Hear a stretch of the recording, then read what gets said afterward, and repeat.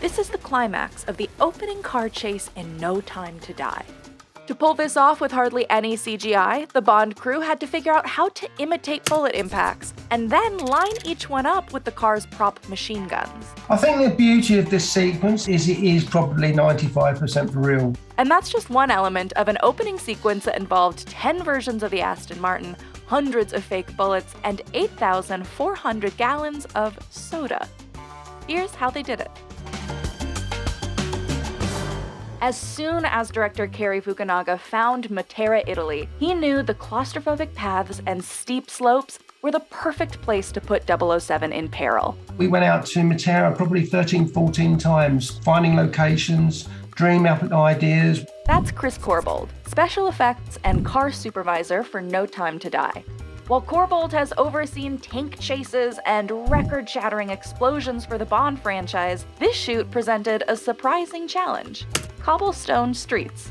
Matera's ancient streets weren't suitable for vehicles going 80 miles per hour. While beautiful, the roads were also slippery, with less traction compared to modern asphalt roads. So stunt coordinator Lee Morrison came up with an unusual solution: soda. He sprayed 8,400 gallons of sugary soda on the cobblestone. Once dried, the sugar made the surface extremely sticky, giving the tires much better grip. The drivers could then make sharp turns, drift, and go up narrow corridors. I was skeptical at first myself about it, but when I saw it, it absolutely paid dividends. Once the roads were suitable for driving, Bond could ride on a motorcycle and execute a daring jump to reach the town square. The memorable moment was done without a green screen. Craig's stunt double had to jump a 25-foot ramp going exactly 60 miles per hour and then drop down 12 feet onto the road above. To hide the ramp, filmmakers added this arch as a clever VFX cover. After 4 takes, they had the shot they needed. The next part of the chase sees Bond hop in his Aston Martin. But the crew couldn't use just one car for this. They alternated between 10 versions depending on the shot. 2 of them were the real version used for beauty shots. The rest were replicas.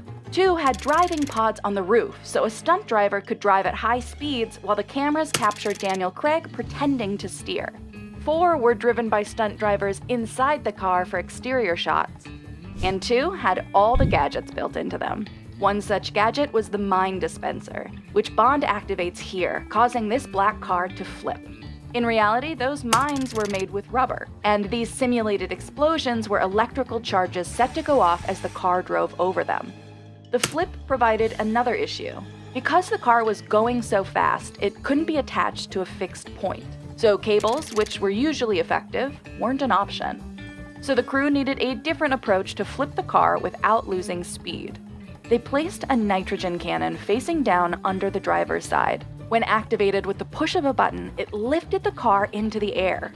The stunt coordinator wanted to keep it a bit more realistic and have it look like it was just lifting up onto its side. But a dangerous stunt like this meant they had to protect not only the stunt driver, but also the city's old buildings. Some of those buildings, they were 1,000 years old, and Bond has a history and prides themselves on not damaging anywhere they go. So they padded the buildings with protective concrete barriers, dressed up by the art department to look just like the existing architecture. This layer of protection was especially crucial for one of the sequence's biggest moments, where Bond does a full donut in the DB5 while firing the car's headlight machine guns. The mechanics of the revolving ones gave us a huge amount of firepower for bullet impacts. Each bullet impact had to be synchronized with the exact spot the guns were pointing. The effects team couldn't be off by even a second or they'd risk ruining the illusion. First, they used a line lock on the car's brakes, which helped keep the donuts consistent for each take. The stunt car's hydraulic handbrake locked off the car's left front wheel. Once the driver released the brake, the car could spin on its own. It's almost like a pivot, so when you press the throttle to the floor, you're actually pivoting around that wheel that's locked off. The car also had to move in sync with the gunfire. We had a line where we knew the guns were lined up, and we knew that it took 1.5 seconds to get from there to the next segment. So Corbould planted squibs simulating bullet impacts all around the square. Each of these was attached to a firing box. Because they were set to an automated timer, the devices would fire only when perfectly lined up where the guns pointed. Meanwhile, the stunts and effects team had to ensure the safety of the actors and stunt drivers.